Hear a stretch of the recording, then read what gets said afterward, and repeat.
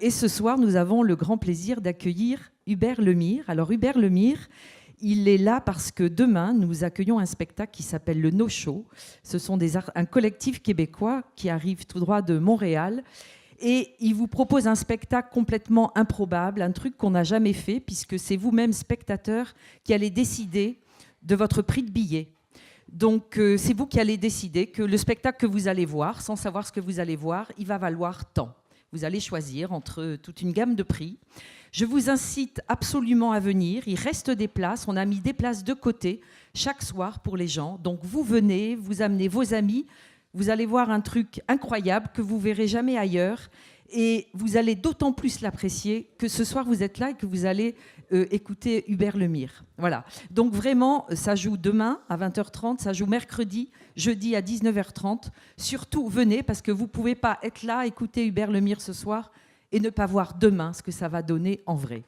Donc Hubert Lemire, il est acteur et il est directeur de production du fameux spectacle No Show qui a été créé par 2 compagnies québécoises, le théâtre du Bunker, dont il fait partie, qui a été formé il y a 10 ans par des ex-élèves du Conservatoire d'art dramatique de Montréal et par le collectif Nous sommes ici, fondé dans la ville de Québec.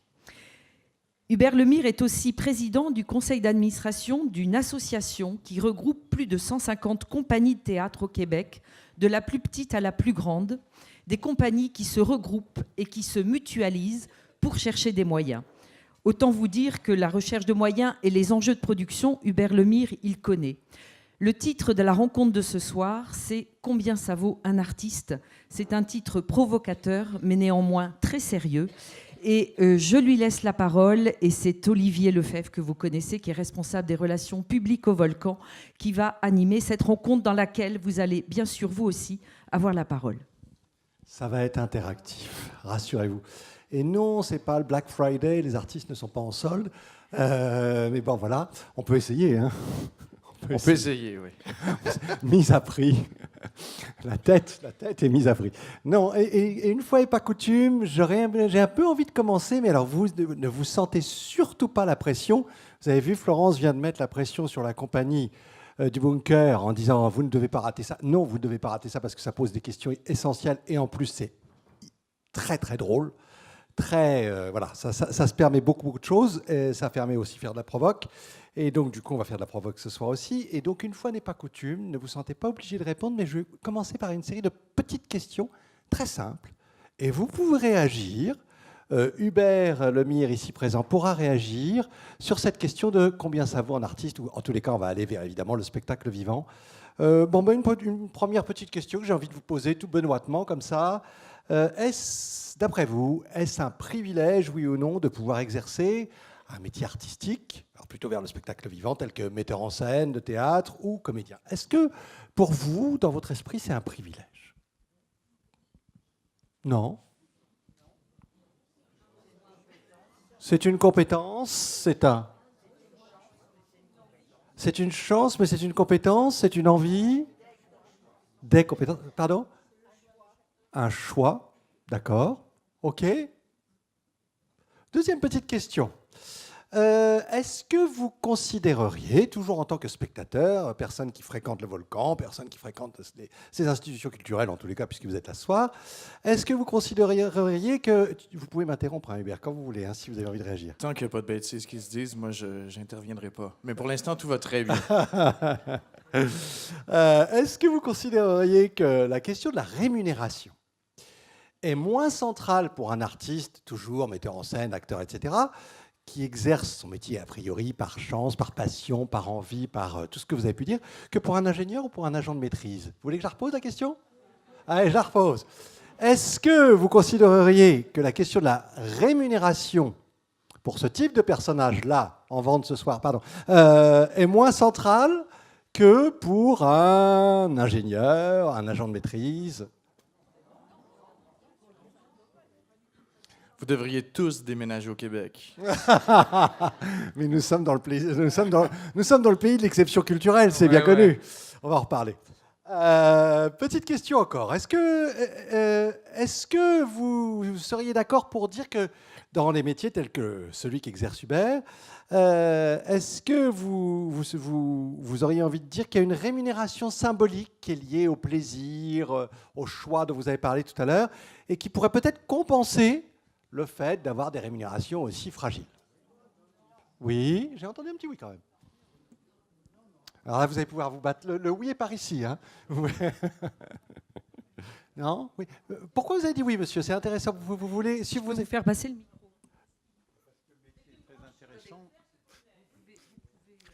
Le métier est très intéressant. Vous comparez avec ingénieur, c'est pas tout à fait du même type. Bon, moi j'étais mathématicien, il y avait beaucoup de philosophie dans ce métier. C'était pas l'argent qui m'a attiré à cela. Mais vous aimiez votre métier? Bah, évidemment. Donc, moi, la question de la manière que je l'entends, c'est est-ce que parce qu'on aime ce qu'on fait, on devrait ne pas être payé? Ah ben non, ça c'est un extrême. Mais j'ai un cousin qui est peintre et qui était en même temps enseignant. Mais du coup, vous pensez qu'il y a un côté, une espèce de oui, la rémunération symbolique, comme on disait, qui pourrait être ce fait que c'est un métier qu'on aime tellement qu'on est prêt à... Bon, je vois que...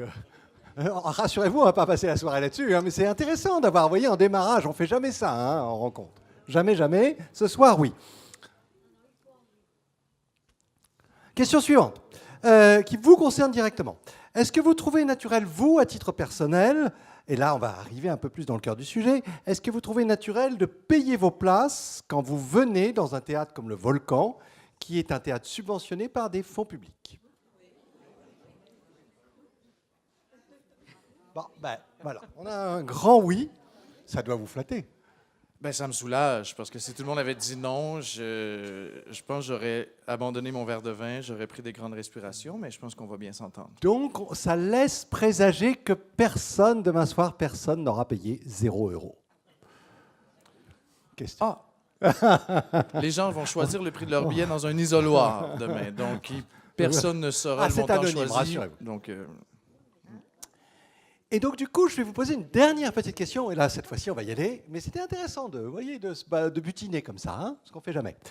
Le prix moyen d'un billet au Volcan, que vous payez, vous, tous spectacles confondus, j'insiste, c'est-à-dire incluant les spectacles pour les enfants, ce que j'appelle moi les piou-piou, je trouve ça plus mignon, tous les spectacles de la programmation Volcan Junior ou ad hoc. Hein.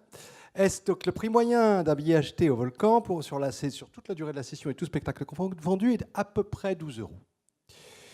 D'après vous, combien coûte réellement votre place? C'est-à-dire le coût de prod, le coût fauteuil. Alors là, on va faire des enchères. Donc, je vous le redis, tout spectacle confondu, enfants compris, Volcan Junior, festival ad hoc ou tarif unique pour tout le monde, d'accord? La moyenne, d'accord? Donc, du coup, sachant, vous avez, je viens de vous expliquer toutes les grosso modo très rapidement, donc c'est de 12 €. À votre avis, quel est le coût fauteuil, le coût réel de votre place? Alors, on va essayer peut-être de faire pour avoir une voix à chaque fois. Allez-y, une personne, monsieur là-bas? 50? 50? 50? Bravo, vous y êtes proche entre 45 et 50. Donc c'est intéressant, ce qui veut dire qu'à chaque fois que vous venez vous asseyez dans un fauteuil, on perd de l'argent. Ben oui, plus on joue, plus on perd de l'argent. vous dépensez l'argent qui vous est accordé. Bien sûr, je m'amuse, je fais de la provoque. Ouais, Donc ouais. ça nous permet de dépenser de l'argent sur des productions. Voilà. Mais je faisais un peu de provoque. Voilà. Ben, c'est bien, vous aviez un bon sens du coût du billet. Ce qui nous amène évidemment à l'importance que vous accordez, que l'on peut accorder au théâtre, au spectacle vivant, à ce qui se passe dans cette maison. Et donc du coup, en l'occurrence, à des artistes que des fois, vous ne connaissez absolument pas. J'imagine que peu ou pas d'entre vous ont vu le théâtre du Bunker, ou aucun d'entre vous n'ont vu le théâtre du Bunker jusqu'à maintenant.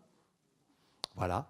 Et donc, du coup, effectivement, l'importance que vous accordez à ces gens-là. Alors, je me tourne vers vous, Hubert, et on en vient un peu à vous, un peu à qui vous êtes, un peu à ce qui vous a façonné, votre parcours individuel, vos choix qui ont amené vers ce théâtre-là, dont on va parler un peu ultérieurement, mais au moins qu'on sache un peu qui vous êtes. Alors, je m'appelle Hubert Lemire, j'ai 35 ans. Je suis comédien de formation. Je suis diplômé du Conservatoire d'art dramatique de Montréal depuis 2005. J'ai choisi le théâtre. C'est drôle parce que ce que je dis là, je le dis un peu dans le spectacle aussi, mais j'ai choisi le spectacle, le théâtre vraiment de façon candide à l'adolescence, par pur plaisir, pensant bien candidement que je gagnerais ma vie de ça. En me disant, j'ai toujours tout réussi, je vois pas pourquoi je réussirais pas ce métier-là aussi. On est arrogant quand on est jeune. Oh oui, et tant mieux, tant mieux. Je regrette pas encore mon choix, même si parfois je bave un peu. Je dirige ce théâtre-là, qui est le théâtre du bunker, comme on dit chez nous. Je vais tout de suite vous interrompre. Oui, je vais par vous dire rapport au- pourquoi voilà. ça s'appelle comme ça. Parce qu'au conservatoire, quand on y était, notre classe à nous, avant, juste l'année précédente, le conservatoire d'art dramatique était dans un palais de justice, un ancien palais de justice avec des colonnes grecques. C'était un lieu extrêmement imposant. Et quand est venu notre tour pour faire les concours d'entrée, on a auditionné dans un sous-sol éclairé au néon où il n'y avait pas de fenêtre. La cour d'appel avait repris possession de ces lieux et nous, on a été condamnés à 3 ans de sous-sol, pas de fenêtre. Ça a été le festival de la sinusite. On n'a pas vu les saisons passées et on appelait ça le bunker. Vous dites bunker, nous, on dit bunker un peu plus à l'anglaise. Et donc, on a été la première promo à vivre 3 ans vraiment dans un sous-sol. Et donc, c'est ça. Ça vient juste de là. Revenons à votre côté candide alors. Oui, ben, on nous fait croire, quand on est ado, que c'est un métier et que ça se peut. Dans nos écoles secondaires, l'équivalent de vos lycées, on a des cours d'éducation en choix de carrière. Et je me souviens très bien qu'il y a eu un cours où notre prof de géo, qui était notre prof de ça aussi, nous a dit qu'il y avait des écoles de théâtre au Québec. Il y en avait 5 plus importantes que les autres. Que finalement, si on a passé 1h15 à parler de ça, moi, je me suis dit, donc, c'est un métier, donc je peux y aller. Et c'est une fois l'école complétée, ou du moins j'ai déménagé à Montréal parce que je suis natif de la ville de Québec. Et la veille de mon entrée au conservatoire, j'ai déménagé à Montréal pour changer de ville, vivre en appart pour la première fois, me faire à manger moi-même, faire mon lavage, découvrir une ville, apprendre à jouer. Tout ça est arrivé en même temps. Et on se rend compte rapidement, même entre les 4 murs de l'école, que les classes qui nous ont précédés, il y en a qui ont déjà abandonné le métier, il y en a qui travaillent peu ou prou, il y en a qui deviennent des vedettes, mais en un clin d'œil, tout de suite en sortant de l'école. Il n'y a pas de justice. Il y a beaucoup Pourtant, vous étiez dans les d'appelés. sous-sols d'un palais de justice. Ouais. Il y a beaucoup d'appelés, très peu d'élus. Même, ben, c'est pareil ici, les concours d'entrée dans les écoles, nous, on 4 % d'acceptation au conservatoire. Donc, quand tu es choisi pour une classe de 12 personnes, on était donc fois 25. Si j'ai dit 4 %, 12 fois 25, je vous laisse faire les mathématiques. J'ai bu 2 gorgées de vin, je vais arrêter ça tout de suite. Donc, quand on se fait accepter dans l'école de théâtre, on se dit « je suis l'élu, je suis extraordinaire ». Et comme on disait souvent, les gens de ma classe et moi à l'école, le plus bel été de notre vie, c'est l'été juste avant d'entrer à l'école de théâtre parce qu'on se dit, ça y est, tout m'appartient. Et après déjà 3 semaines de classe, on se rend compte qu'on est un acteur bien ordinaire et qu'il y en a bien d'autres qui sont venus avant, il y en a bien d'autres qui vont venir. Et voilà. Donc, et là, pour ma vie professionnelle, ben, mon activité principale, c'est être acteur au service de metteurs en scène pour différentes compagnies. Mais par instinct de survie, notre classe, quand on est sorti, on s'est formé une compagnie. On a produit nous-mêmes, on a ressorti nos spectacles de finissant, on en a reproduit 2, et on a aussi fait des créations originales, parfois un texte d'un auteur qui est un texte inédit, Marc-Antoine Cyr, Je voudrais pas crever, qui est maintenant, qui est un Québécois, mais qui habite en France depuis bientôt 10 ans, et le No-Show, sur lequel on Sur lequel on va travaille, revenir, oui. ma foi, depuis bientôt longtemps. 8 ans. C'est que le metteur en scène Alexandre Fecteau, qui est de Québec, que j'ai connu, moi, pendant ma formation collégiale, a fait de son côté des créations que j'ai trouvées renversantes, très interactives, très performatives, dans le sens, quand je dis performatif, c'est pas, évidemment, du théâtre, c'est de l'art de la performance, mais quand l'acteur est vraiment en situation de, pas juste de l'improvisation, mais si je dis un acteur est nu, ben vous voyez quand même, si je me mettais nu, ben je suis nu. Hubert Lemire est nu. Je ne suis pas juste en train de jouer que je suis nu pour vrai. Donc, dans le No-Show, il y a beaucoup de moments où l'acteur est en réel danger, un danger théâtral, entendons-nous. Et j'étais littéralement en amour avec la démarche d'Alexandre et je lui ai dit une fois, si tu me veux dans ton spectacle, je ferai 300 km pour aller répéter et je le ferai pour rentrer chez moi à Montréal s'il le faut. Et c'est là qu'est venue son idée du no-show. C'est très difficile de parler du spectacle sans vous révéler les événements perturbateurs du spectacle qui font partie de l'expérience. Donc, il faut vraiment que j'en parle à mots couverts.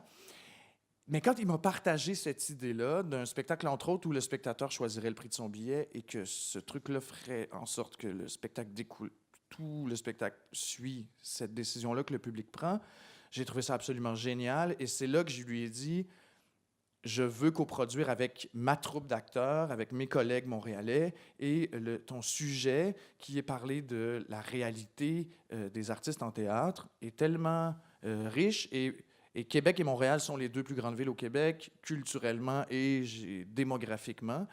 Et donc, on trouvait ça très riche d'avoir le point de vue des acteurs de ces deux villes-là. Parce qu'à Québec, il n'y a pas beaucoup de tournages. Il y a 3 maisons de théâtre qui produisent. Il y a un conservatoire. Alors qu'à Montréal, il y a plusieurs écoles où il y en a même dans la région un petit peu autour, mais tous les artistes finissent par déménager à Montréal.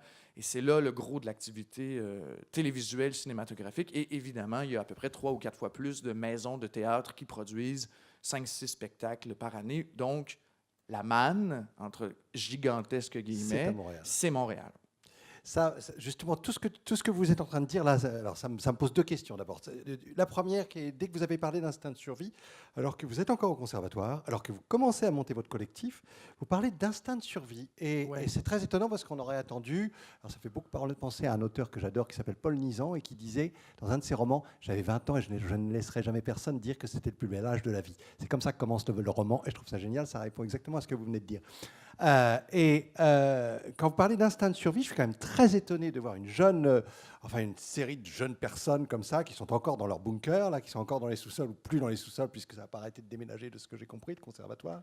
Ben là, ils ont rénové depuis. Lieux, ils ont attendu qu'on soit diplômés pour faire des rénaux et les plus beaux locaux de la ville de Montréal, mais ça, tant mieux pour eux. Et donc, du coup, vous parliez déjà d'instinct de survie et non pas de croyance pour fonder ce collectif. Qu'est-ce qui fonde alors Qu'est-ce qui vous fonde à ce moment-là? Donc, on n'a pas le choix, on se regroupe. Ben, ça a commencé par un instinct de survie. Ça a commencé par ce spectacle-là qu'on a fait au conservatoire, qui est une adaptation d'un roman. Alors, du coup, le no-show est déjà là. C'est qu'à un moment donné, c'est la belle affaire, parce qu'il y a beaucoup de classes, il y a beaucoup de jeunes sortants qui font des spectacles que j'appelle des spectacles vitrines. On se fout de la pièce, mais c'est l'acteur qui se paie une publicité pendant 3 semaines en espérant que des metteurs en scène viennent voir. Et c'est toujours un peu malheureux au nom de l'art, avec un grand A. C'est une tentative d'autopromotion. C'est une chose, c'est respectable. On n'a pas vraiment le choix de passer par là. Et c'est un peu comme ça qu'on a commencé, nous, en reprenant un spectacle du conservatoire. On l'aimait, ce spectacle-là. On pensait surtout pas en reprendre un deuxième. C'est quand on a créé le dernier, Le Diable en partage de Fabrice Melchior, où, là, littéralement, on a fait une rencontre avec un metteur en scène qui était invité, qu'on n'avait pas choisi. Mais cet homme-là, Reynald Robinson, qui était notre dernier mentor, nous a éveillés à c'est quoi un acteur, avec quel sérieux on doit faire ce métier-là, avec quelle rigueur il faut faire ça. J'ai entendu parler de compétences et de talent. C'est une chose, la compétence et le talent, mais le travail, il est pour beaucoup. Si on ne se fie qu'à son talent, on ne fera pas long feu. En tout cas, c'est comme ça que moi, j'entrevois mon métier. Quand j'ai ma première journée au conservatoire, je vais toujours me souvenir d'un prof qui nous dit, le prof de chant, il dit, je veux juste vous dire qu'en ce moment, il y a des gens de votre âge qui rentrent à l'école de médecine. Vous rentrez à l'école d'art dramatique. Il y a des gens qui vont apprendre à faire des opérations à cœur ouvert, et moi, je vais vous apprendre à chanter. Ce serait bien que vous y mettiez autant d'efforts que si la vie des gens en dépendait. Et j'en parle, j'ai des frissons. À chaque fois, et moi, et ce prof-là, je va toujours me suivre il est toujours là, ici, un peu quelque part, parce que c'est important. Je veux dire, vous êtes combien à vous être déplacés pour moi, m'écouter parler? Je ne peux pas prendre ça à la légère. Je peux pas. C'est sacré, en fait, tout le temps. Moi, ce qui m'étonne, c'est que, on va dire grosso modo 15 ans après, votre sortie du conservatoire, bon, pas tout à fait, mais on y est presque. 15 ans après, il y a cette même urgence dans le travail que je connais de vous, que j'ai vu. Il y a cette même urgence, il y a même esprit collectif. C'est-à-dire qu'il n'y a pas eu cette envie de ces jeunes candides de se payer la scène et de faire son show, justement, à titre personnel, à titre individuel. Vous avez maintenu ce sens du collectif, ce sens de l'urgence, ce sens de la fragilité, ce sens de la mise en péril sur scène. Oui, Et ce sens d'être à poil sur scène, oui, vraiment. Alors, non, vraiment, pas. on s'entend, Mais comme hein. quand vous aurez vu le spectacle, vous comprendrez qu'est-ce que je veux dire par mise à nu. Là, vous verrez pas trop de peau, là, puis c'est 15 ans et plus. Il n'y a rien de. Mais ce métier-là nous tient à cœur.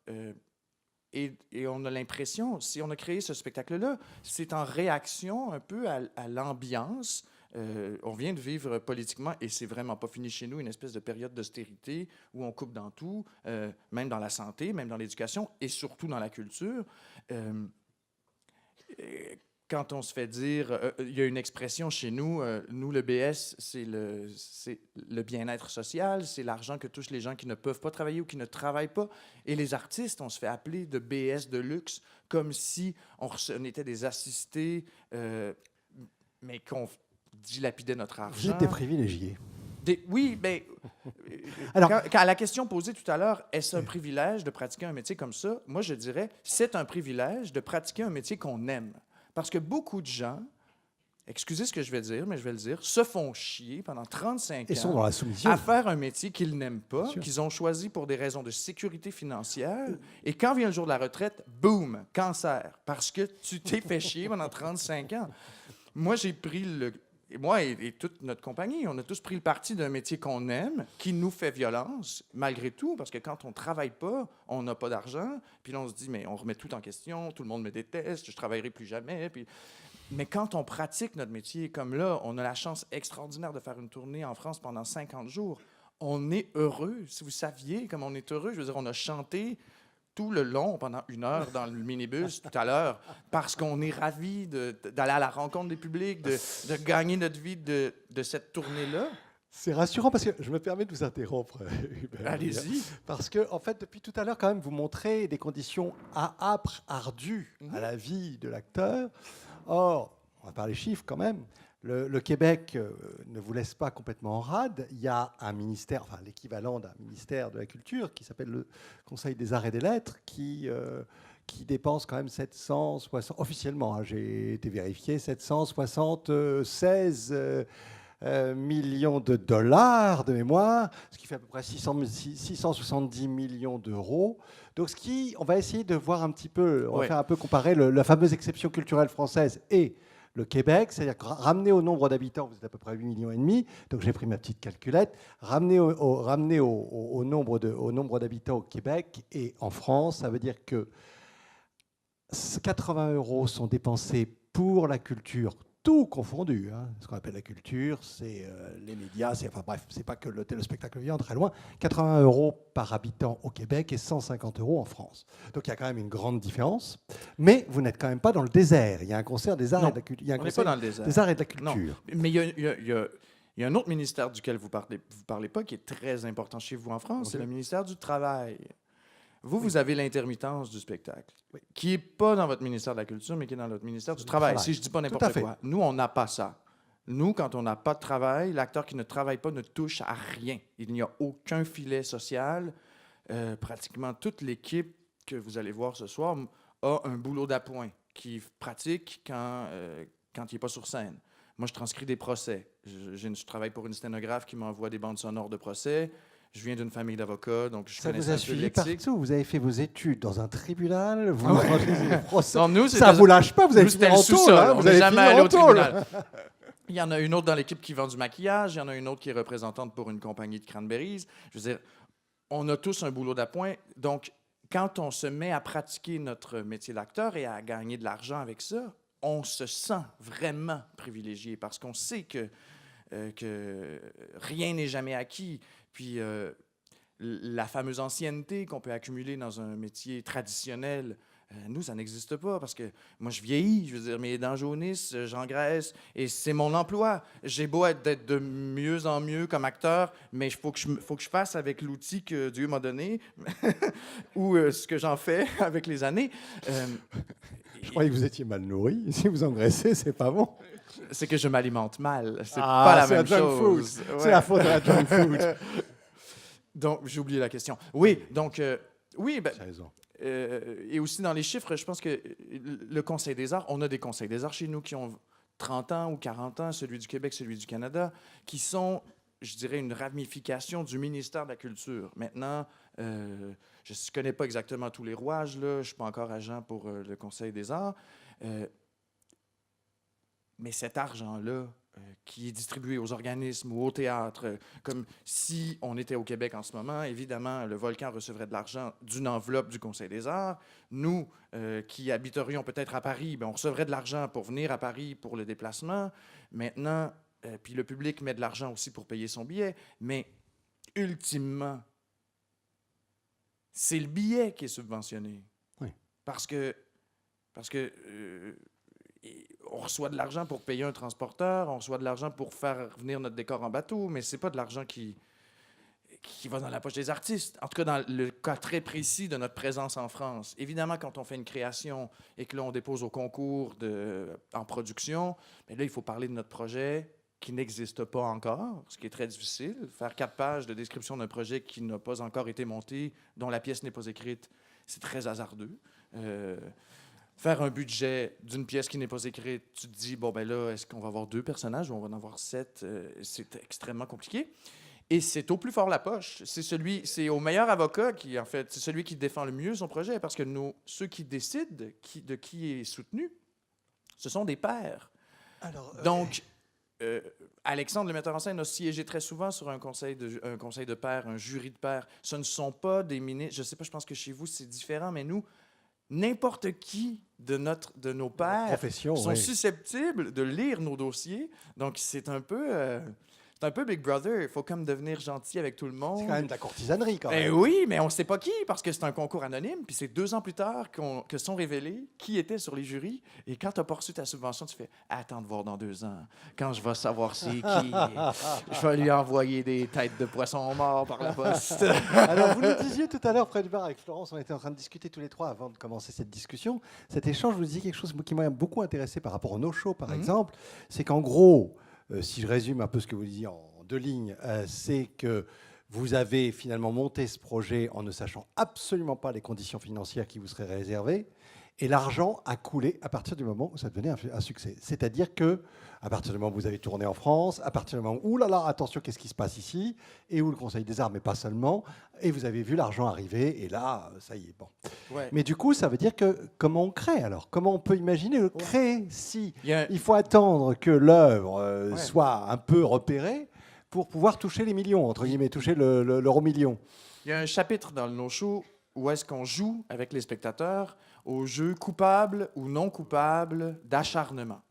On demande au public, après avoir raconté un fait vécu, si ce qu'on a fait, pensant faire avancer notre carrière, c'était de l'acharnement pur qui n'est que du pathétisme qui ne donnera rien, ou si c'est un investissement dont on n'a pas encore cueilli les fruits. Donc, à la question, je répondrais, il faut s'acharner. Il faut... nous, on a créé le no-show en réaction à l'absence de subvention, et c'est un spectacle éditorial à voici à quoi aurait l'air un spectacle si on arrêtait de vous faire croire que financièrement, tout va bien. Et fini la magie. Il n'y en aura plus de magie parce qu'il n'y en a plus d'argent et on est écœurés. Évidemment, je sais que nous ne sommes pas des médecins, donc on parle de tout ça avec beaucoup d'humour parce qu'on sait que tout ça deviendrait misérabilis et je veux dire, tout le monde roulerait des yeux en faisant « OK, ça va les clowns, là. » Je veux dire, arrêtez juste de faire ça puis changer de métier. Mais nous, ce qu'on dit aussi, c'est que ce métier-là nous tient à cœur et l'existence même du théâtre nous tient à cœur parce que comment ça se fait que on est 7 sur scène, comment ça se fait qu'on a choisi ce métier-là? Je veux dire, est-ce qu'on est des débiles mentaux d'avoir choisi ce métier-là? Non, il y a quelque chose... L'enfant en nous a vibré à voir du théâtre et s'est dit, c'est ce que je veux faire et maintenant, c'est à notre tour de vouloir que cette machine-là continue à exister parce que c'est beau, parce que ça nous élève. Et c'est là... Et là, en fait, ce spectacle-là n'est qu'un constat. C'est un rideau qu'on lève sur notre condition qui émeut, qui fait rire beaucoup, mais qui fait aussi prendre conscience au public. Et on parle beaucoup de choix de carrière. Alors, c'est rigolo ce que vous dites, parce que quand on pense au no-show, et c'est assez drôle, parce que je vous parlais de Nelly Arcan tout à l'heure, qui est là, quand on était sur le côté, qui est une écrivaine canadienne, et qui a écrit qui était prostituée, et qui raconte, c'est absolument terrible ce qu'elle raconte, et en même temps, on rit beaucoup. Elle est écœurée aussi de son propre mode de vie. Et ce qui est très drôle aussi, et en même temps, on rit beaucoup dans ses romans, alors qu'elle a fini par se suicider. Mais bref. Et chez vous, ce qui est absolument étonnant, et c'est la question que je voudrais vous poser, parce que le no-show, on a l'impression que depuis le début, il y a une sorte de résistance, d'instinct de survie dans votre théâtre qui trouve une espèce d'accomplissement dans le no-show, qui est le seul spectacle que j'ai vu de vous, du bunker. Mais en même temps, dans cette espèce de jeu entre effectivement l'écœurement, une espèce de côté ras-le-bol, et qu'est-ce qu'on devient, et qu'est-ce qu'on va faire, et qu'est-ce que vous voulez faire de nous, et qu'est-ce qu'on peut faire de nous-mêmes, et qu'est-ce qu'on peut faire tous ensemble, parce que cette question du tous ensemble, et on va y revenir, j'espère, et en même temps, une espèce de croyance permanente, et ça rebondit permanent, et c'est habité, et c'est très drôle. Et c'est très, très, très, très drôle. Et comment ça tient, ce truc-là? Comment ça tient? Parce que est-ce qu'au bout de 15 ans, c'est effectivement l'écœurement qui l'emporte, ou est-ce que l'acte de foi, parce qu'il y a de la foi là-dedans. Oui. Il y a une foi dans le théâtre, et vous voulez faire quoi, en fait? Vous voulez faire quoi avec le public? Vous dites oui, c'est très émouvant, oui, c'est très drôle, oui, on a envie de rire avec vous, avec. Ce qu'on veut faire, il y a un conflit d'intérêts quand l'artiste dit « Venez me voir, venez voir notre spectacle, c'est important pour nous que vous veniez voir notre spectacle parce que sinon on ne gagnera pas notre vie. » C'est un louche infini. Ce qu'on dit avec notre spectacle, c'est « Voici comment on vit notre métier, voici comment on vit de notre métier, voici pourquoi on fait ce métier-là. » Et maintenant, et plus tard dans la représentation, on pose la question « Mais vous, que faites-vous ici? Et pourquoi venez-vous ici? Et si vous aimez ça autant que nous, on aime ça, dites-le. Et dites-le à ceux qui n'y viennent pas. Parce que pourquoi c'est vous qui êtes là? Et pourquoi il n'y a pas 2 fois plus de personnes? Parce que dans le Haut-Havre, vous êtes combien? 160, 200 000. 200 000. Je veux dire, comment ça se fait qu'il y a 250 billets vendus demain? Je veux dire, alors si vous aimez le spectacle ou si vous aimez le théâtre, parlez-en du théâtre, parce que vous êtes les moins intéressés. Et si les salles sont 2 fois plus pleines, les artistes vont se porter 2 fois mieux et le théâtre va être 2 fois meilleur.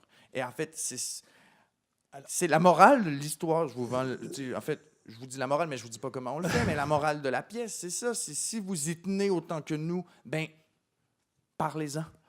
C'est vraiment la question de la valeur et de l'engagement qui est au cœur de votre travail et des choix aussi. Des choix que vous faites et que le public fait à un moment donné. Vous partirez peut-être? Ah ben oui, mais il n'y a rien qui va vous en empêcher. Non, mais c'est ça qui est très bien. Et vous le disiez très naturellement. Ça m'étonnerait, mais ça m'étonnerait. Sincèrement, ça m'étonnerait. Pardon? Excusez-moi, attendez monsieur, juste madame, finissez.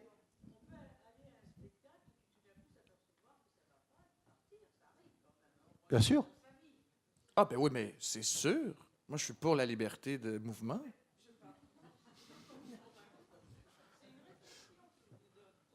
Ah, mais ça m'arrive souvent de m'en aller. Mon père aussi est abonné au théâtre depuis 40 ans. Et là, il y a 70 ans passés. Très souvent, il part en plein milieu. Il se prend un billet sur le bord de la rangée. Puis il se dit, la vie est trop courte pour que je me fasse chier. Bye-bye.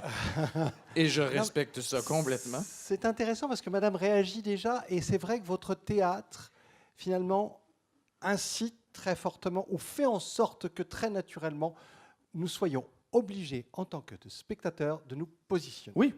Nous devons faire des choix de spectateurs. Et ça, c'est passionnant. Oui. Il y avait une question ici? Oui. Monsieur? Est-ce que... Attendez, monsieur, on va vous amener le micro. Parce que j'ai compris un louche, alors, mais avec votre accent, ça fait peut-être un peu louche. Oui, c'est louche. Voilà. Préférez-vous chelou?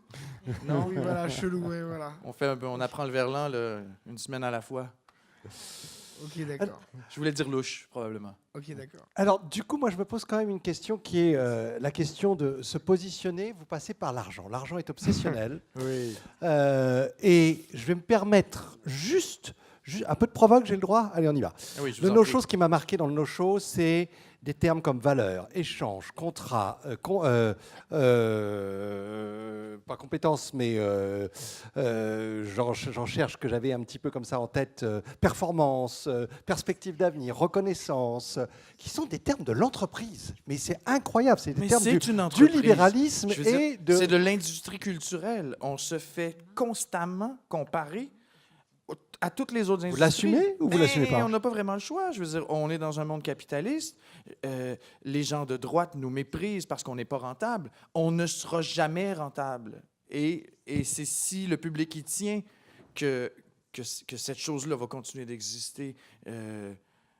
Pour que L'État vous doit soyez rentable, il faudrait que tous les gens ici payent 50 € la Oui, place. mais et si les gens devaient payer autant, personne n'aurait les moyens. Je veux dire, ça nous a pris combien de temps à venir ici à cause des gilets jaunes? Je veux dire, on augmente le carburant de 25 plus, centimes en plus. et le pays arrête d'exister. Si on augmente le prix des billets, les gens vont simplement arrêter d'y aller et s'en foutre. Ils vont juste faire, je vais regarder Netflix. Ça va être vraiment moins compliqué. Je veux dire, là, se rassembler, je veux dire, on ne croit plus en rien. Le seul moment où est-ce qu'on se rassemble désormais, c'est soit au cinéma, au théâtre, ou évidemment à la danse et l'opéra et tout. Ou Je dans veux les dire, entrées de ville avec les gilets jaunes. oui, mais alors que le rassemblement humain a une force inouïe. Je veux dire, c'est les seuls moments où j'ai des frissons dans la vie. Vraiment. Alors, ça pose une question aussi centrale que je trouve, c'est la question de la valeur, mais aux deux sens du terme. C'est-à-dire que vous avez l'obsession, vous jouez beaucoup avec ça, et ça marche très, très, très bien. La valeur, Ouais. d'accord, puisque c'est l'enjeu, vous l'avez bien compris. Et la valeur du théâtre. C'est quoi la valeur du théâtre, alors? À quoi ça sert, le théâtre? Parce qu'il y a une valeur énorme du théâtre, et d'ailleurs, je vais revenir à quelque chose qui m'a choqué. Moi, j'ai revu une émission, je vous en reparlerai après. La valeur, voilà, le double sens qu'il y a avec valeur, parce que vous mettez beaucoup de valeur à tout ça. Mais il n'y a pas. Il y a autant de réponses qu'il y a de personnes à cette question-là. Quelle est la valeur du théâtre? Chaque personne ici a sa réponse. Ça sert à rêver, ça sert à réfléchir, ça sert à oublier, ça sert à voyager, ça sert à s'émouvoir, ça sert à avoir un miroir aussi de la société. Des réponses, il y en a. Je veux dire, à se dépayser. Je veux dire, là, ceux qui vont venir demain, vous allez entendre parler en québécois pendant 2 heures. C'est déjà juste, c'est moins cher qu'un billet d'avion, on va se le dire. Chaque œuvre a sa vertu, chaque œuvre a son propos, chaque œuvre a son intention. Et il y a des œuvres qui sont plus contemplatives, où est-ce qu'on comprend rien, mais qu'on se dit, mais c'est beau, c'est beau, c'est beau, c'est beau pendant 2 heures. Il y a des œuvres où on rit tout en réfléchissant.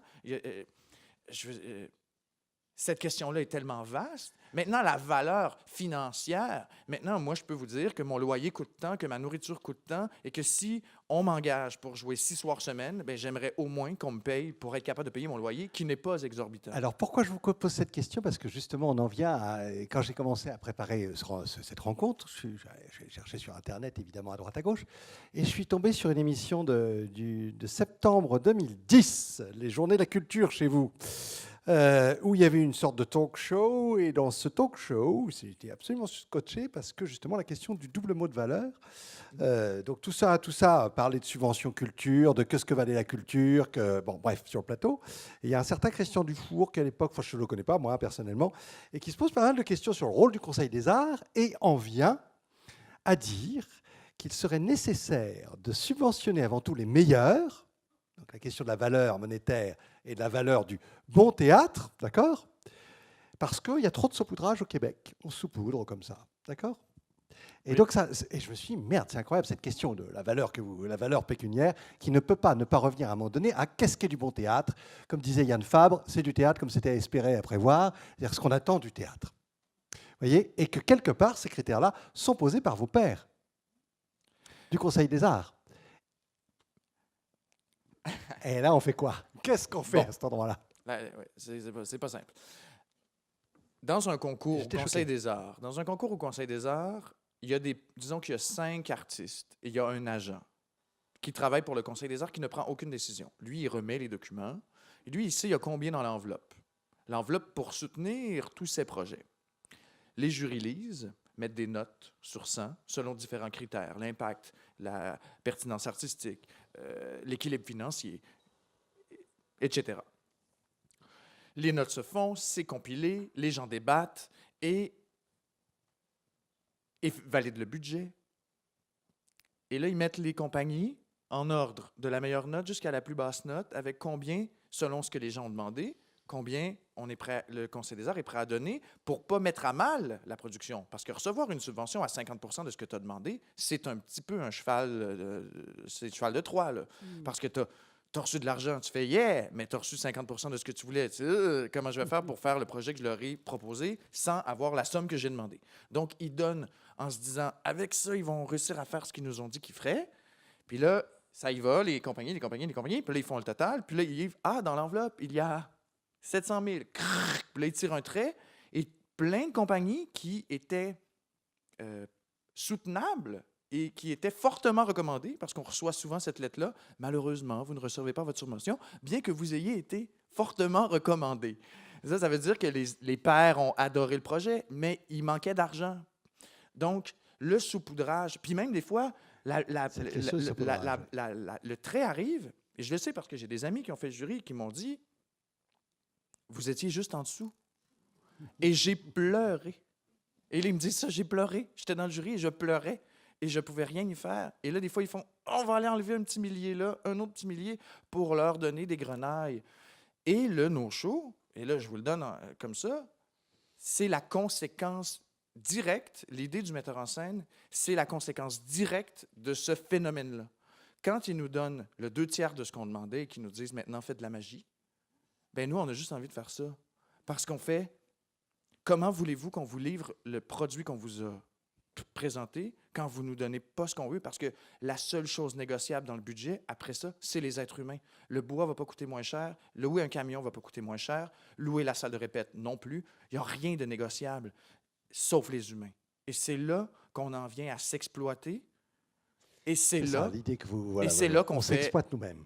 Et voilà. Parce que j'ai écrit, Et le j'avais écrit, no-show, voilà. et ça, on a failli, notre santé mentale a failli y passer, mais on a créé le spectacle en contexte de festival international. Les grands conseils des arts ne nous ont rien donné. La Ville de Québec, par contre, grâce à un programme relève un peu obscur, nous a soutenus un peu.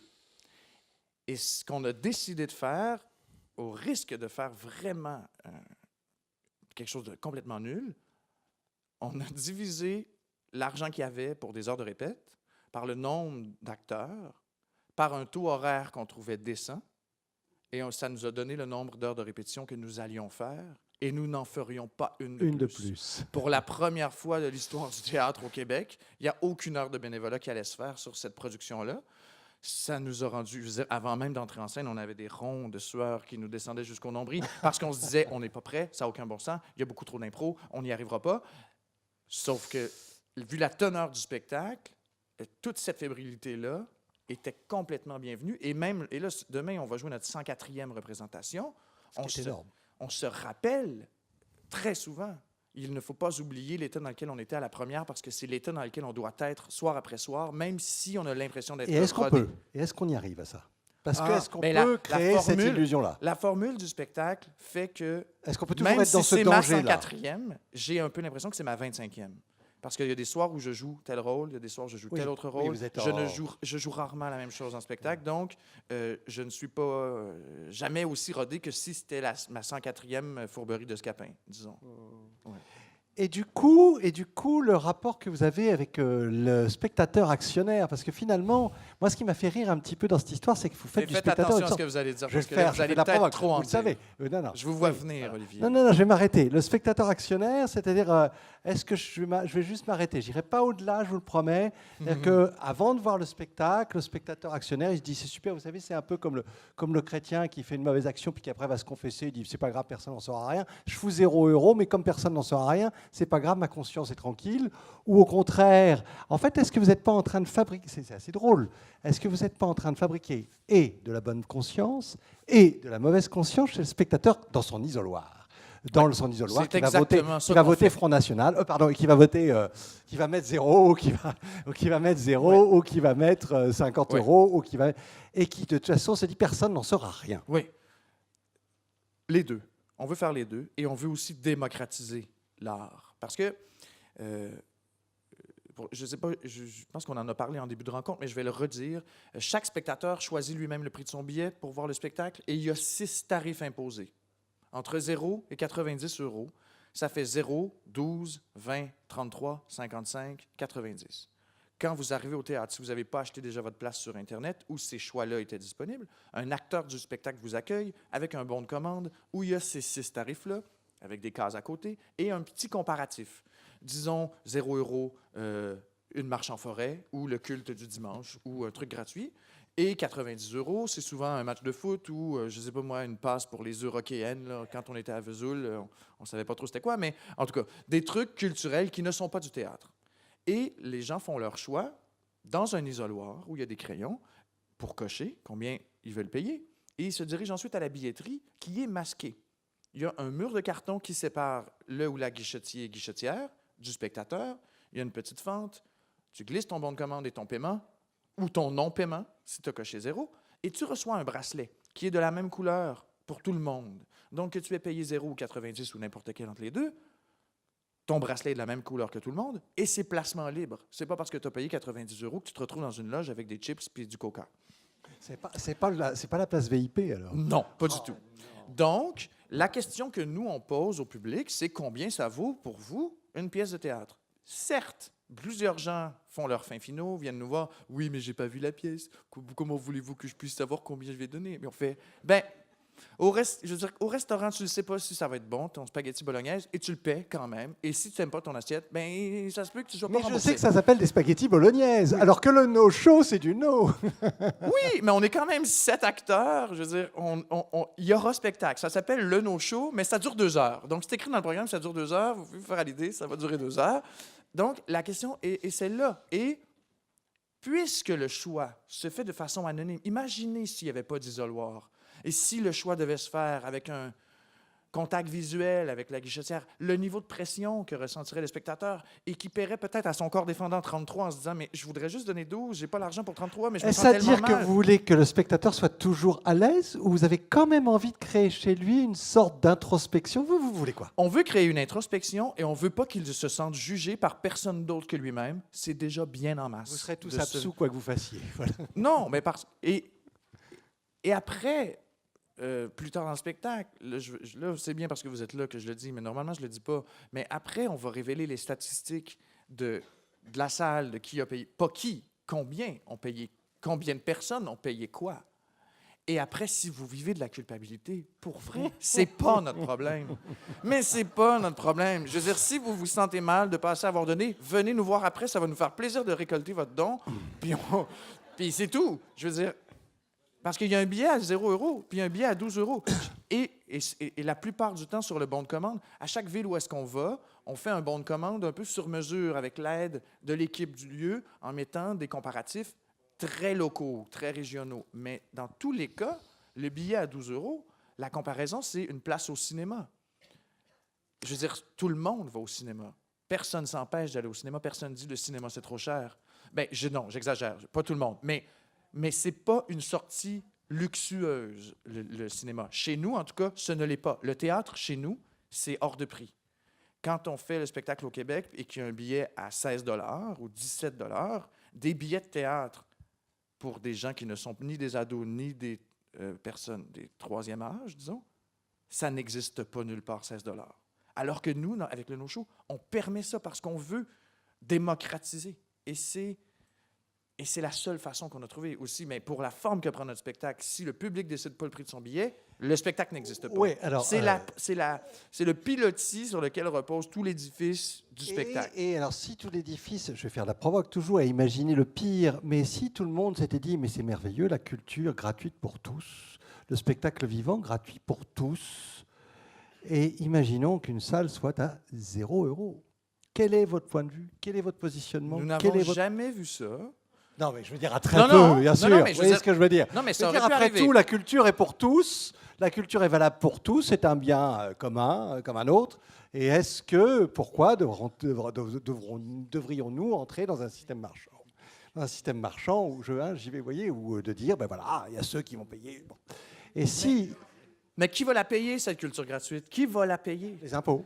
Les impôts, oui, mais je veux dire, les autoroutes, je veux dire, nous, chez nous, il n'y a pas de péage. Il y en a très peu. Il y a quelques ponts avec des péages.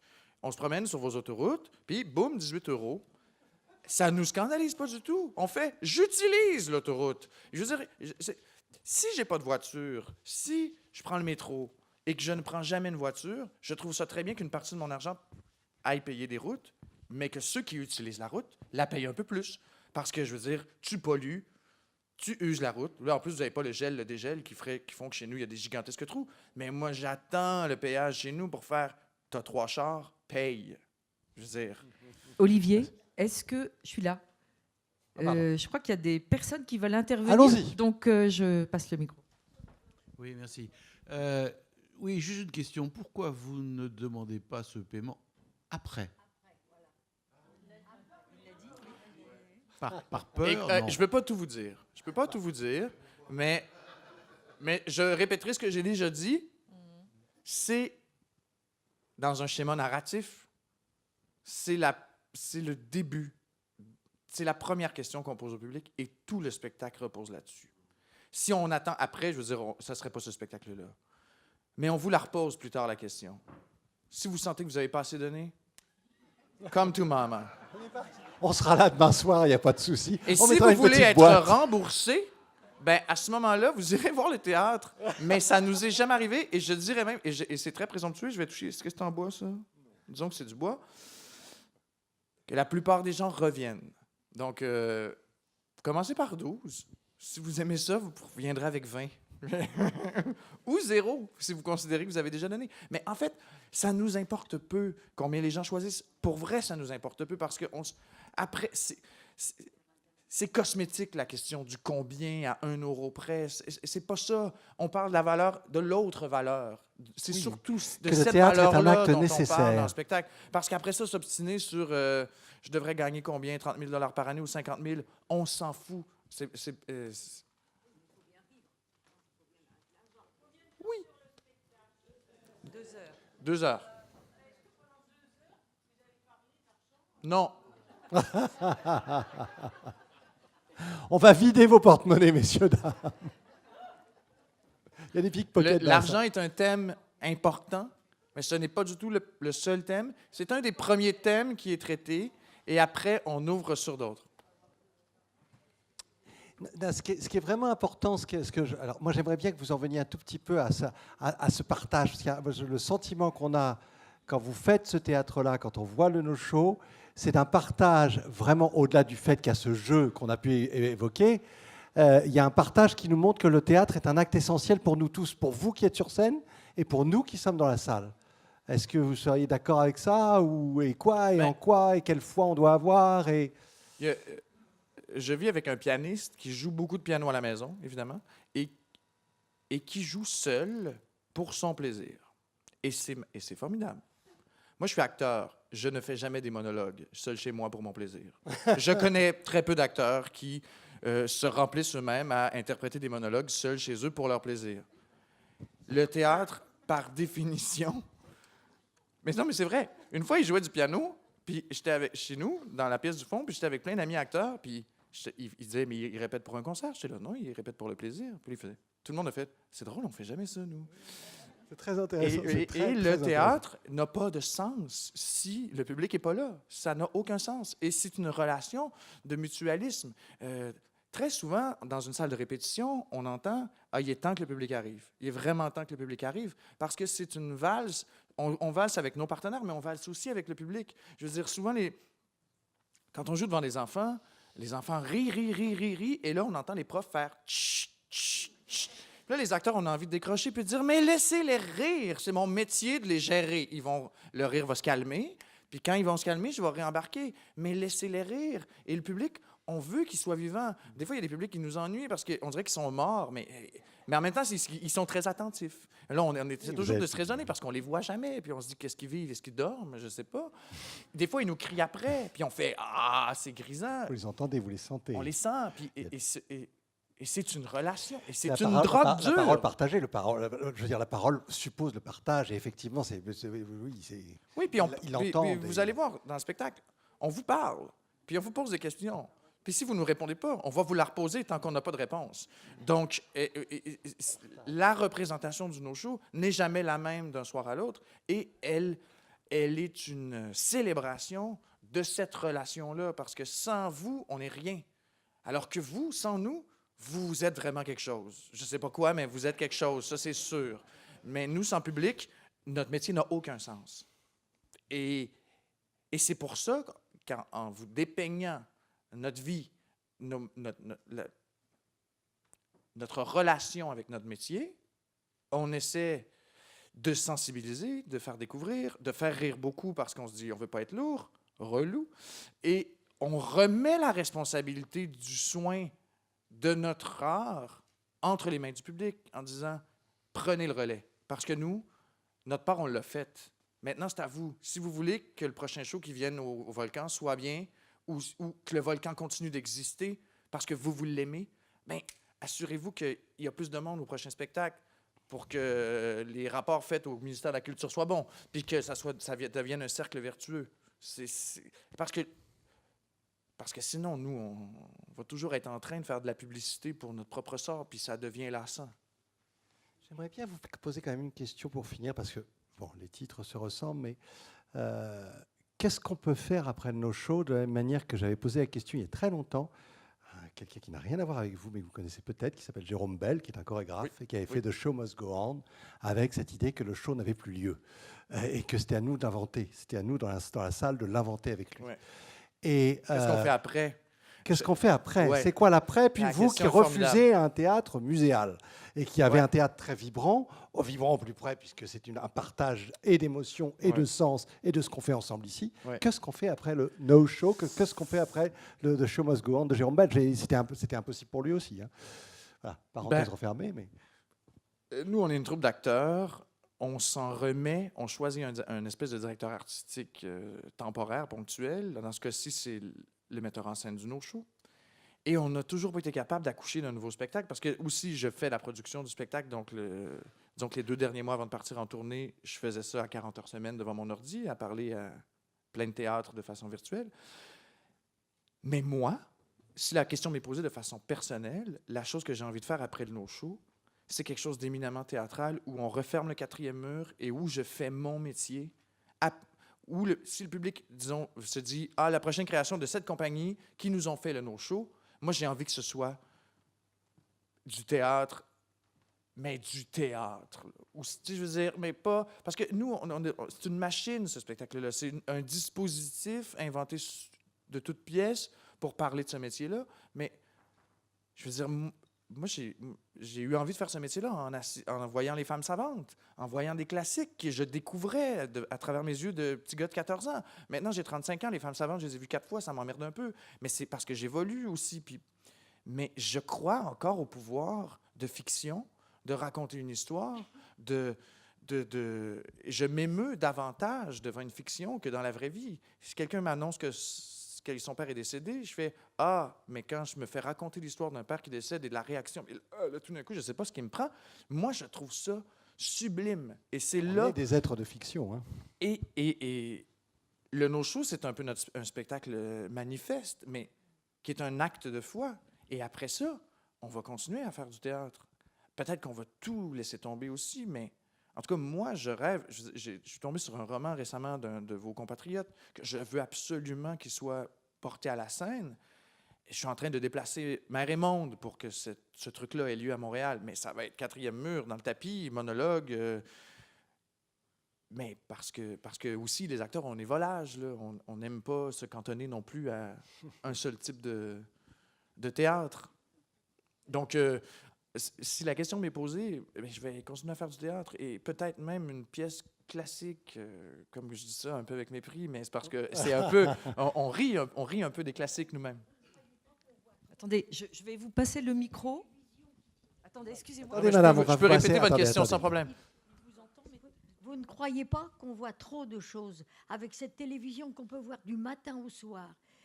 Vous ne croyez pas qu'on est... Vous avez Éteignez-la. le droit de madame. l'éteindre. Vous avez le droit de On va l'éteindre. enlever. Vous savez, rien ne vous oblige à l'allumer. Non, mais on ne le fait pas toujours. Hein. Ben, on voit trop de choses. Je vais répondre à la dame d'abord. Mais on vous l'a dit. Moi, je ne suis pas abonné à la télé payante. J'ouvre très rarement la télé. Et quand je regarde quelque chose sur un écran, j'ai choisi à l'heure à laquelle je le regarde et ce que je regarde. Après ça, vous pouvez éteindre votre télé, faire allumer la radio, mettre de la musique. Mais oui, ben, en vivant avec un musicien, chez nous, il y a très souvent le silence aussi parce que c'est un langage en soi. Je veux dire, c'est pas vrai que parce que la musique joue, qu'on l'écoute pas, on l'écoute. C'est dur de lire en écoutant de la musique. Comme Chopin, en lisant Bukowski, il y en a un des deux qui est négligé, c'est sûr. Mais il faut trier, moi je dirais. Oui. Lire. C'est quoi le théâtre selon moi? C'est ça la question?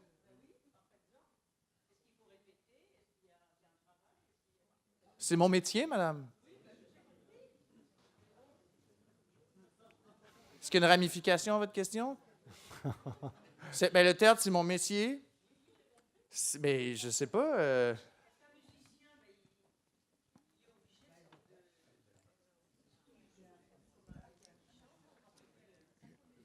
Ouais. Ben, mon entraînement d'acteur est peut-être plus difficile parce que, non, je vous dirais que je ne ferai pas des exercices de diction à tous les jours, mais je parle à tous les jours, ce qui est déjà pas mal. Je lis beaucoup. Je vais voir beaucoup de spectacles. Je regarde des fictions pour regarder des collègues travailler. Je m'intéresse aux gens. J'essaie de ne pas juger parce que c'est mon métier de ne pas juger. Donc, je trouve que c'est un métier qui est très lié à la personne de qui on est. Si on s'intéresse à personne et qu'on a des idées préconçues sur tout le monde, on ne peut pas jouer un meurtrier. Oui, mais moi, c'est les questions centrales de mon travail. Je veux dire, quelqu'un qui travaille en comptabilité, tant que le budget balance, tout est beau. Après ça, il peut être absolument insupportable dans la vie, mais c'est correct parce qu'il va avoir bien fait son travail. Moi, mon travail est lié à la personne que je suis, donc j'essaie de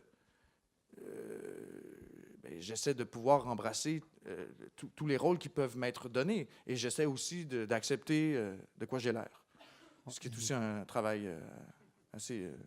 Il y a madame, vous vouliez poser une question. Oui, merci. Bonsoir d'abord. Bonsoir. J'adore votre accent. J'adore le vôtre. J'espère qu'il n'est pas trop à vrai. À vrai? Alors, par rapport à tout ce que vous avez dit, je pense que j'ai compris la spécificité de ce spectacle No Show qui est extrêmement interactif. Et après, vous dites peut-être, je passe à autre chose. Je sais ce que c'est le quatrième mur, j'ai compris, voilà. Et ça m'étonne un peu parce que je pense que même quand il y a un quatrième mur, il y a une interaction avec le public, mais qu'elle est différente. Oui. Elle est peut-être extrêmement plus profonde parce que justement, il y a cette distance qui va faire une proximité. Vous comprenez ce que je veux dire? Oui, bien sûr. Sauf que, parce que nous, on abolit le quatrième mur, on le referme parfois aussi pendant le spectacle. Le quatrième mur, c'est très facile à enlever, très facile à remettre. Mais quand on est sur scène, j'ai déjà joué avec une actrice française que vous connaissez peut-être, Laurence Février. Extraordinaire actrice. Je jouais avec elle, il y a 7-8 ans. Et puis, elle jouait toute sa scène face publique. Puis, moi et mon autre partenaire, on était de profil.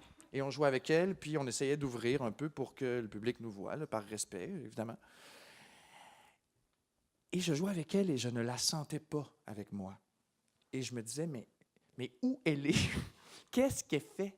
Elle était avec le public. Elle avait la moitié de son attention dans le public et l'autre moitié avec moi. Et moi, qui étais un peu puriste, un peu jeune et sans expérience, je me disais, mais c'est inacceptable. Mais là, je la voyais jouer, mais j'étais là, mais c'est une machine de guerre pourtant. Comment ça se fait? Comment elle fait? Et c'est là que j'ai compris que notre métier à nous, c'est un pied dans la salle, un pied sur scène. Toujours. Je veux dire, quand ça tousse, il faut monter le ton.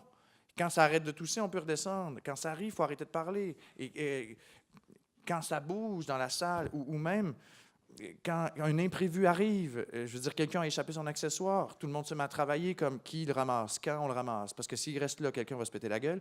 Et c'est un métier... Absolument. Oui, oui, oui. Mais le quatrième mur peut être là comme il peut ne pas être là. Il y a une grande mode chez nous en ce moment des contes urbains. Les contes C-O-N-T-E-S, urbains, c'est pas un conte de princesse, c'est un récit un peu fantastique qui se passe dans la ville. C'est souvent très... c'est très il peut y avoir de l'humour, mais c'est souvent même un peu... j'ai juste des mots en anglais, là, je suis désolé. C'est très down to the earth. C'est grunge, ouais. J'ai fait un spectacle de ça, on était 6 acteurs, on avait chacun notre compte de 20 minutes, un monologue de 20 minutes, où on s'adresse littéralement, on raconte une histoire à un public. Donc, il n'y a pas de quatrième mur. C'est pas zéro de la provoque. On fait juste parler au public et raconter une histoire on fait comme si ça nous était arrivé pour vrai. Mais le public devient un partenaire, au même titre que si je jouais une scène ici avec Olivier, on jouerait ensemble, mais tous les deux, on serait un peu chez vous, puis un peu ici, puis si moi je veux avoir un petit peu plus d'attention, je recule un peu, puis là, Olivier est obligé de se tourner 3/4 d'eau pour que tout le monde me regarde moi. This is unfair. Est-ce qu'il y a des questions? C'est un truc de vieil acteur. Est-ce qu'il y a d'autres questions?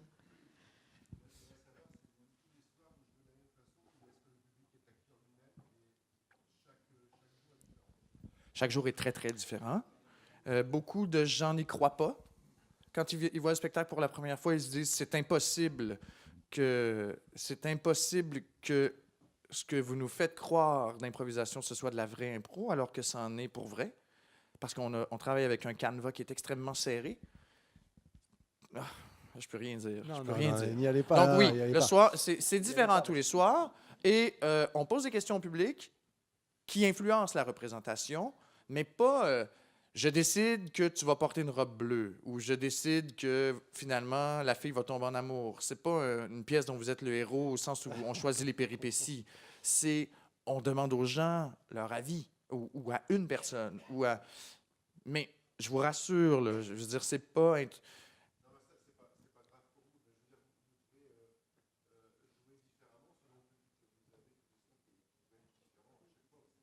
Oui, on a une ligne de conduite quand même. Si le public rit à des moments où est-ce que nous, c'est pas drôle, on a même le droit de regarder le public en faisant « Mais pourquoi vous riez? » Parce que justement, vu qu'il n'y a pas de quatrième mur, on est... Le collectif avec qui on coproduit s'appelle « Nous sommes ici ». Ce nom-là n'est pas innocent. Nous sommes ici. Je suis ici, vous êtes là, nous sommes dans le même lieu. Je ne vais pas faire comme si vous n'existiez pas. Parce que c'est une réelle rencontre. Notre spectacle revêt la forme d'une assemblée générale extraordinaire. On est tous attablés un peu comme ça, les 7 face au public, et on donne l'impression que ça va être une réunion un peu chiante pendant 2 heures. Évidemment, c'est pas ça. Mais donc, oui, le spectacle est... Pardon? Oui, oui, Ah oui, littéralement. vous êtes partie prenante de la... Et la première interaction, c'est le choix du prix du billet. Et vous-même? Ceux qui ne payent pas sortent. C'est dur à dire. C'est dur à dire.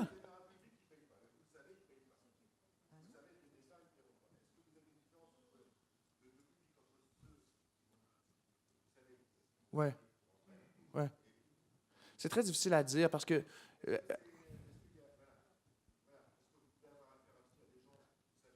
exemple, si on jouait devant une salle de mécène versus... Non.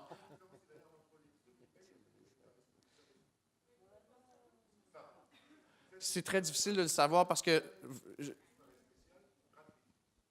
On n'a jamais fait ça. Non, mais je vais essayer de répondre à votre question.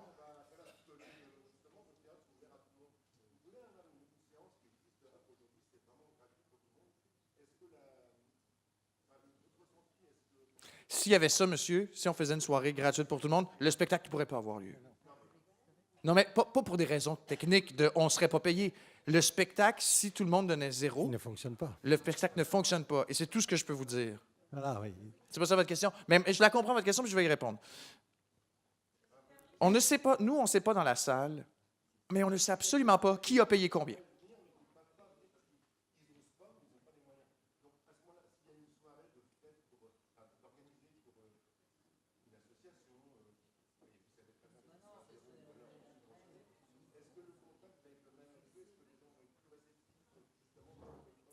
C'est très difficile. Bon. C'est très, très difficile de savoir, pour ceux qui ont payé moins, déjà, il faut savoir c'est qui, comment ils se sentent. Je veux dire, mais non, mais on arrive d'Alençon, il y avait des groupes scolaires, il y avait des associations qui avaient des billets à 5 €, 6 € ou 8 €, ni 0, ni 12, des montants spéciaux, parce qu'on veut quand même que les groupes scolaires puissent venir voir le spectacle. Et si Parce que le les théâtre où scolaires est-ce ont qu'on des joue... tarifs définis dès le Oui. début de la saison. Et si Voilà. le théâtre où est-ce qu'on joue, c'est pas ça la question. Hein? Vous faites non, non, non. Mais je pense que je vais réussir à rapper ça. On parle d'argent là, sur la représentation qui dure 2 heures. Là.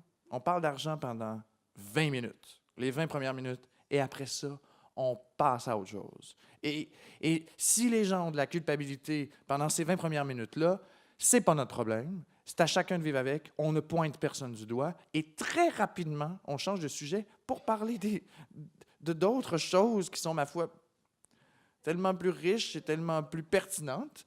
Donc, je suis convaincu que la culpabilité ou le malaise que peuvent sentir les gens, que je comprends, je suis convaincu que l'heure et demie qui suit après, qui ne parle plus de ça du tout, rachète complètement. Oui, parce que vous célébrez quand même ce pourquoi on fait du théâtre. Vous célébrez le théâtre, vous célébrez le fait d'être ensemble, vous célébrez... Oui, parce qu'on sait aussi, et ça, on se l'est dit depuis le début, le public dans la salle est notre allié. Qu'il est donné de façon famélique ou de façon extrêmement généreuse, qui sommes-nous pour cracher dans la main qui nous nourrit? Donc, évidemment que c'est un peu de la provoque, notre truc, en faisant « vous avez donné tant, puis telle affaire, mais là, venez demain, on refera une autre rencontre, puis on en reparlera. » Non, mais Évidemment, ça c'est c'est un le peu côté de la manifeste, provoque. et comme tout manifeste, un Oui. manifeste est un pavé dans la mare. Voilà. Donc, comme tout pavé dans la mare, il a quelque chose de provocateur. Sauf Mais qu'après... derrière, il y a une célébration, Voilà. une grande célébration. Oui. Quelques questions encore qui voulaient être posées ou réactions ou... On vous amène le micro, monsieur, pour qu'on puisse entendre. Bonsoir. Vous parliez de votre ami qui joue du piano pour lui, avant tout. Et dans votre quotidien, pensez-vous faire abstraction de votre jeu de comédien ou d'acteur dans vos relations, vos rencontres ou ici même? J'ai raté le verbe, ce qui est un problème dans une phrase. Pensez-vous faire abstraction de votre jeu de comédien, là, ou dans votre vie, dans votre quotidien? Par exemple, Ah est-ce oui. que vous êtes- Est-ce que je suis en train de jouer? Absolument Parce pas. que vous disiez que vous ne pratiquiez pas le monologue ou soliloque comme ça pour. Donc, pensez-vous que vous faites abstraction de votre métier ou jeu de comédien dans la vie de tous les jours? Je dirais que je ne comprends pas le faire abstraction. Qu'est-ce que vous voulez dire? Bah, Pouvez-vous changer de Est-ce que verbe? vous ne pensez pas que là même, vous êtes en train de vous entraîner? Ou dans votre vie de tous les jours? Dès qu'il y a public, est-ce que vous pensez que, Ou est-ce que vous... vous êtes en train de... Ça y C'est est, deux vous êtes choses. déjà... Ou comment vous pouvez être sûr de ne pas le faire? OK. Voilà. Ah, j'adore. Je n'ai pas en ce moment de texte appris par cœur. Je dis ce qui me passe par la tête et je ne réponds aux ordres d'aucun auteur, aucun metteur en scène. Oui, sauf que quand je suis acteur, j'ai des comptes à rendre. À l'auteur qui a écrit toutes les répliques, à la personne qui m'a choisi un costume, à l'éclairagiste qui m'impose mon lieu dans l'espace. Là, en ce moment, c'est Hubert Lemire qui vous parle. Hubert Lemire, qui est comédien de formation. Et étrangement, c'est beaucoup plus stressant pour moi de venir ici en mon propre nom que monter sur une scène où il y a devant 600 personnes quand je sais déjà mon texte et mes déplacements. Parce que tout est pré-réglé, tout a été répété. Moi, je ne savais pas qui allait être devant moi aujourd'hui. Je ne savais pas, peut-être que tout le monde allait dire non, les artistes, il ne faut pas les payer, ils aiment ce qu'ils font, on les déteste. Je ne savais pas à quoi m'attendre. Donc, peut-être que parce que je suis acteur, en ce moment, je suis un peu moins nerveux que si j'étais quelque chose d'autre, mais en ce moment, je ne joue pas. Oui, mais ça, c'est pas la... j'essaie de convaincre. Non, Non, même pas, je fais juste dire ce que je veux dire. Je suis très, très prêt à m'obstiner toute la nuit durant. Le jeu que vous jouez, c'est le jeu de s'inscrire dans une rencontre où il y a des règles, entre guillemets, qui sont de passer, d'être passeur de quelque chose à un public. Oui. Voilà, ça Mais s'arrête un là. avocat aussi essaie de convaincre. Florence, quelques réactions encore, quelques questions et... Mais même quand on raconte une anecdote, n'importe qui raconte une anecdote finit par jouer en faisant l'anecdote. Puis là, il m'a dit « Oh là là là là ». Puis là, je lui ai dit « Blablabla ». Mais tout le monde fait ça. Tout le monde est artiste, finalement. Pas besoin d'avoir un diplôme en art dramatique pour se prétendre acteur. On peut dire amateur après, là, mais je veux dire, moi, j'ai quand même le culot de dire que je suis un professionnel, mais vous en jugerez. Vous viendrez me voir après, hein, si vous me dites « Abandonne », ça va aller mieux si tu abandonnes. Oui, je voulais vous remercier parce que vraiment, c'est tout à fait passionnant tout ce que vous racontez. Et puis, c'est très vivant, très dynamique, ça nous donne envie. Merci. Et je voulais vous demander, vous vous connaissez sans doute depuis de longues années avec votre compagnie, parce que nous, en tant que spectateurs, bien souvent, on est très sensibles à ça, Oui. au fait que les comédiens sont heureux d'être ensemble. Alors, on est sensible évidemment aussi au fait qu'ils sont heureux d'être là, d'être sur scène avec nous et de jouer. Donc, c'était ma question sur votre compagnie et les liens que vous avez entre vous. Ils sont très forts. Il y a une nouvelle actrice sur le spectacle qui fait sa première fois avec nous, que je connaissais très peu, mais que j'apprends à découvrir. Mais la grande majorité des gens qui font partie du spectacle que vous allez voir, on se connaît depuis au moins la première répétition de 2010, sinon avant. Et ce spectacle-là est très dur sur l'ego, pour nous, pour vrai. Parce qu'on ne sait jamais qu'est-ce qu'on va jouer, parce qu'on est un peu remis entre les mains du public, parce qu'entre nous, il y a une espèce de compétition naturelle qui vient avec le dispositif qu'on a créé. Beaucoup d'amis qui ne sont pas dans ce spectacle-là nous disent « Mais vous êtes des malades de vous faire subir ça tous les soirs. » Mais c'est ce qui fait, ce qui a créé, à l'inverse, une camaraderie et une solidarité que j'ai rarement vue. Quand je vous parlais du spectacle de conte urbain, on était 6 à faire des solos. On ne s'est jamais vu en salle de répète. Et il y avait dans cette équipe-là une camaraderie de... Aller tout seul devant un public, c'est comme aller à l'abattoir. Là, tu fais, mon Dieu, qu'est-ce qui va arriver? Et dans nos shows, on ne sait tellement pas ce qui va nous arriver qu'il y a une solidarité formidable.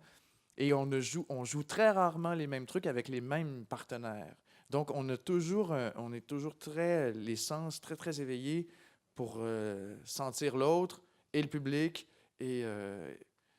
Mais non, mais c'est quand je vous disais qu'on a chanté pendant 1 heure en arrivant en minibus, c'est pas une blague. On a beaucoup de plaisir, puis on continue à manger, même les soirs de congé. On mange encore tout le monde ensemble. Très peu de gens font « Ah, moi, je vais vivre ma vie, j'en ai marre de vous. » Ça fait 3 semaines qu'on est partis, 3 semaines et demie.